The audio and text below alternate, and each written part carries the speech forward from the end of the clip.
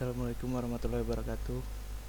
Nama saya Dimas Adam Prananda dari kelompok 7 akan membahas tentang kesetimbangan kimia part 2, yaitu poin 4 sampai poin 7.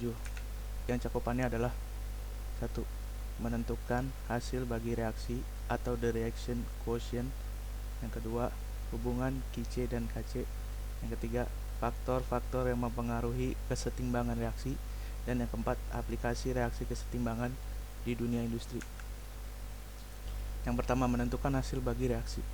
Hasil bagi reaksi atau Kc adalah kuantitas awal yang diperoleh dengan cara mensubstitusikan konsentrasi awal ke persamaan konstanta kesetimbangan.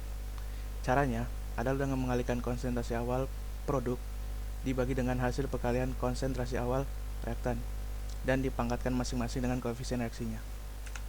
Misalnya kita punya reaksi Ma tambah Nb menjadi Xc tambah Yd, maka rumus Kc-nya adalah C pangkat X D pangkat Y dibagi A pangkat M dikali B pangkat N, sesuai dengan caranya, yaitu produk dibagi reaktan. Selanjutnya ada hubungan Kc dan Kc. Ada 3. Yang pertama, Kc lebih kecil dari Kc. Yang kedua, Kc lebih besar dari Kc. Dan ketiga, Kc sama dengan Kc. Yang pertama, Kc lebih kecil daripada Kc. Itu artinya reaksi akan berlangsung ke arah kanan karena terjadi kekurangan di bagian produk. Yang kedua, Kc lebih dari Kc.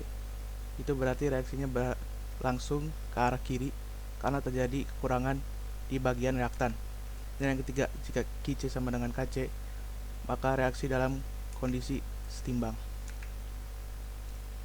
Contoh soal.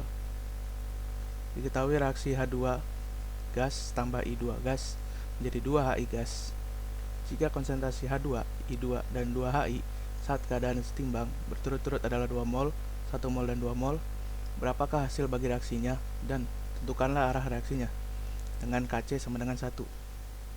Kita pakai cara tadi, yaitu produk dibagi dengan reaktan. Biasa seperti ini. HI kuadrat karena koefisiennya 2, H pangkat 1, dan I pangkat 1 karena tidak ada koefisiennya, jadi 1. Jadi 2 kuadrat dibagi 2 pangkat 1 dikali 1 pangkat 1 sama dengan 2. Bagaimana dengan arah reaksinya? Karena Kc nya 2 dan Kc nya 1, berarti Kc lebih dari Kc, maka reaksinya akan berlangsung ke arah kiri atau ke arah reaktan. Selanjutnya ada faktor-faktor yang mempengaruhi kesetimbangan reaksi. Ada 3. Yang pertama konsentrasi, yang kedua suhu, yang ketiga tekanan dan volume. Untuk konsentrasi, jika konsentrasi reaktan ataupun produk terjadi perubahan, maka kesetimbangan akan bergeser untuk mengurangi dampak perubahan tersebut sehingga menghasilkan kesetimbangan yang baru. Yang kedua suhu, ada 2. Jika suhu naik, maka kesetimbangan bergeser ke arah endoterm atau proses penyerapan kalor. Sedangkan jika suhu turun, maka kesetimbangan bergeser ke arah exotherm atau pelepasan kalor. Dan yang ketiga, untuk tekanan dan volume, pengaruhnya tekanan dan volume berbanding terbalik. Jika tekanan diperbesar, maka volume akan mengecil. Jika tekanan diperkecil, maka volume akan membesar.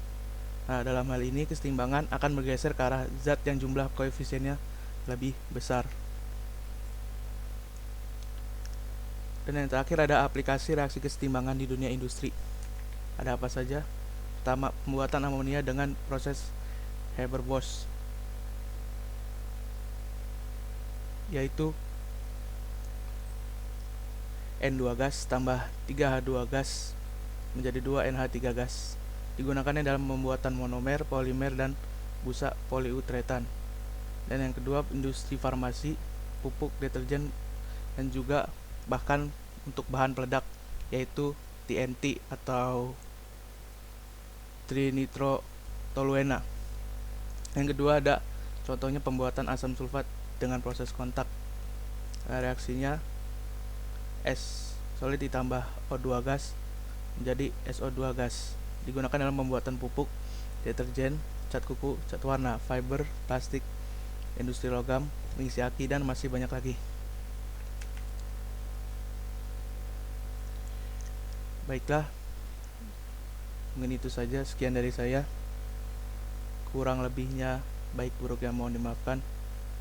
Terima kasih. Wassalamualaikum warahmatullahi wabarakatuh.